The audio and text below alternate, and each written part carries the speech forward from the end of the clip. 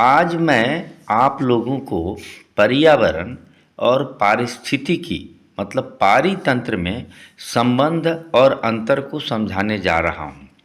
दरअसल मैंने आयोग की सिविल सेवा की परीक्षाओं के दौरान जो मॉक इंटरव्यू के लिए जो हम ट्रेन करते हैं, उसमें मैंने जब उन उम्मीदवारों से, अभ्यर्थियों से इसका स्पष्ट अवधारणा जानना चाहा, तो हमको अक्सर मतलब सामान्यतः सभी लोगों में इसकी स्पष्ट अवधारणा नहीं देखा और कोई भी स्पष्ट रूप से पर्यावरण और पारिस्थितिकी को या पारितंत्र को अलग अलग और क्रिस्टल क्लियर कंसेप्ट के साथ मैंने नहीं पाया।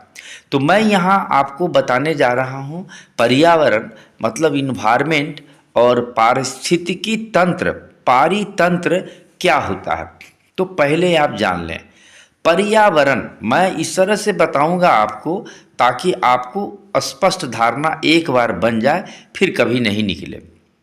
पर्यावरण आप इसको कह सकते हैं, जो अंग्रेजी में इन्वायरमेंट है, पर्यावरण।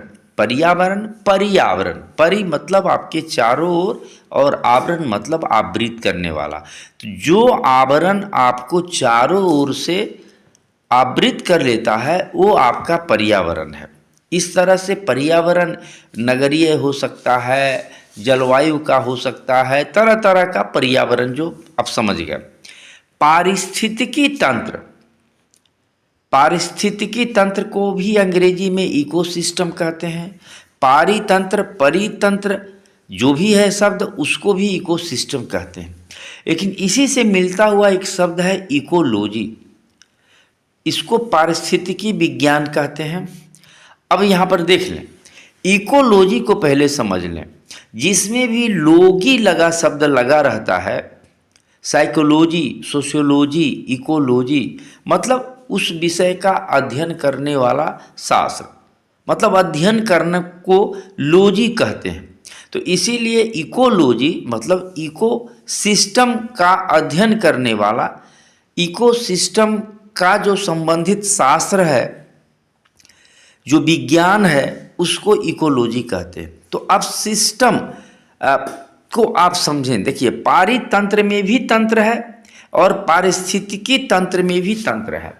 तो पहले तो आप पारिस्थिति और पारी को समझ लें।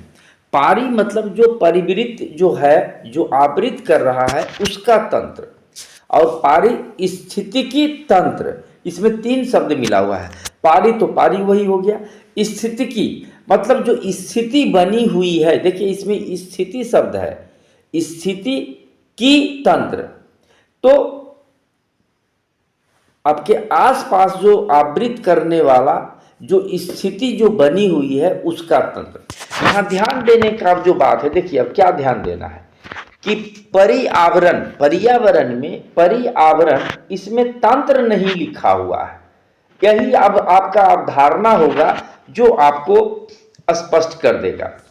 तंत्र इसमें नहीं लिखा हुआ है, मतलब आपके आसपास जो आवरण है, निष्क्रिय सक्रिय जो भी है, वो आपका पर्यावरण है।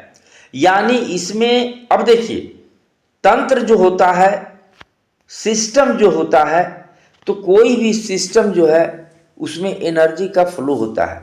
उसके बिना जो है एनर्जी का प्रवाह होता है, ऊर्जा का प्रवाह होता है। यदि ऊर्जा का प्रवाह नहीं होगा तो वो सिस्टम संचालित नहीं होगा। तो पारिस्थितिकी तो आपको स्पष्ट कर दिए मैंने। पारितंत्र सिस्टम, तो कोई भी सिस्टम जो है उसको चलने के लिए एनर्जी का फ्लो का कंटिन्यूअस फ्लो, एनर्जी का जो फ्लो है उसका कंटिन्यूटी अनिवार्य शर्त है। अब देखिए, हमारे रूम में पंखा ऊपर लगा हुआ है या कमरे के विंडो में एसी लगा हुआ है, तो वो सिस्टम, पंखा का जो तंत्र है या एसी का जो तंत्र है, उसी समय तक चलता रहेगा जब तक उसको एनर्जी का आबाद आपूर्ति होता रहेगा, निरंतर प्रवाह बना रहेगा, कंटिन्यू। जैसे ही लाइन कटेगा, पंखा का चलना बंद हो जाएगा और पंखा कुछ देर तक चलेगा अपने इनर्शिया के कारण, जड़त्व के कारण, लेकिन एसी तो तुरंत बंद हो जाता है।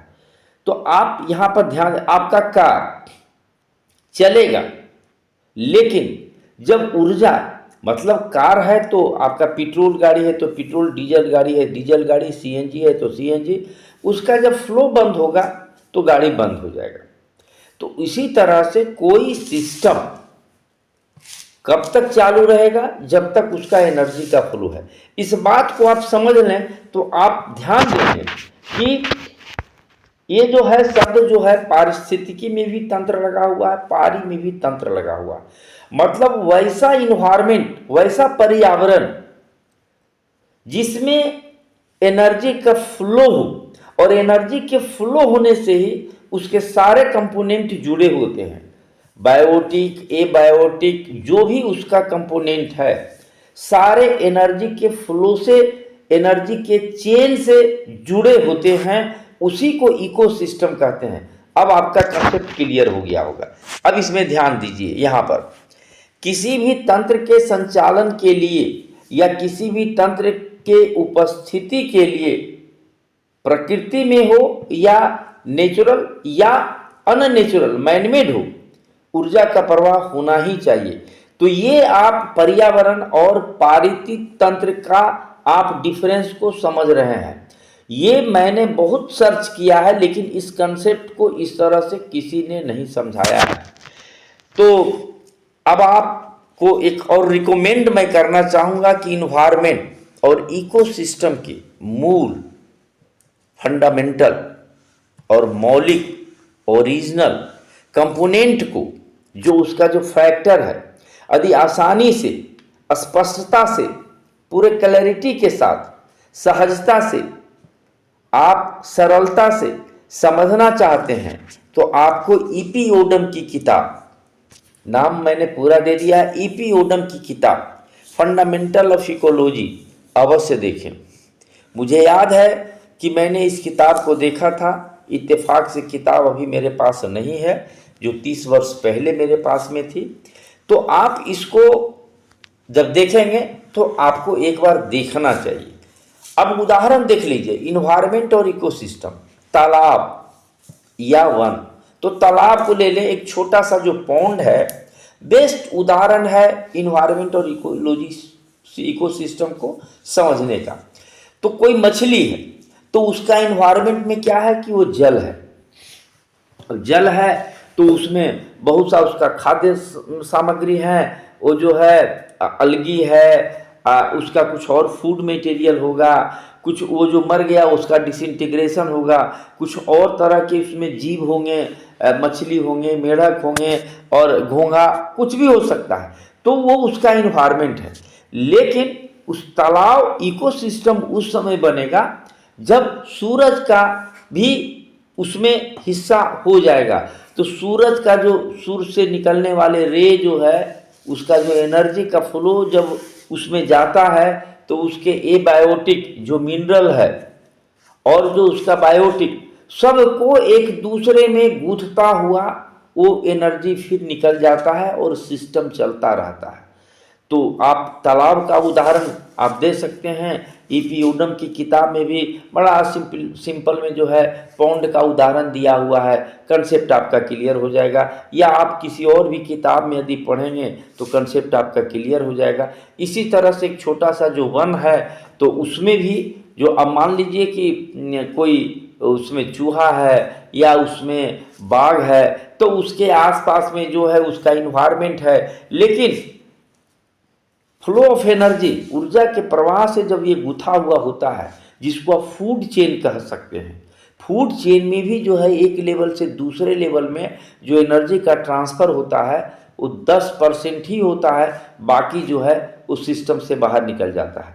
तो वो भी जो है जब एनर्जी का फ्लो होता है और फूड चेन की तरह से वो बंधा हुआ होता है, उसको आप इकोसिस्टम कह सकते हैं। तो आप जो है इकोसिस्टम और इन्वायरमेंट का कंसेप्ट समझ लिए। सुनने के लिए धन्यवाद। लेकिन आप मेरे वीडियो को सब्सक्राइब भी करें और इसको शेयर भी करें, ताकि लाभ भी और लोगों को मिल सके। और अगली बार जो मैं कल जो है नगर और गांव मतलब रूरल और अर्बन कंसेप्ट को क्लियर करूंगा। मैं दावा करता हूं कि इस कंसेप्ट को आप पहली बार सुनेंगे। आप जो जानते थे उसमें अपडेट बहुत कम है और जो हैं उनको भी एक रिमाइंडर होगा। धन्यवाद।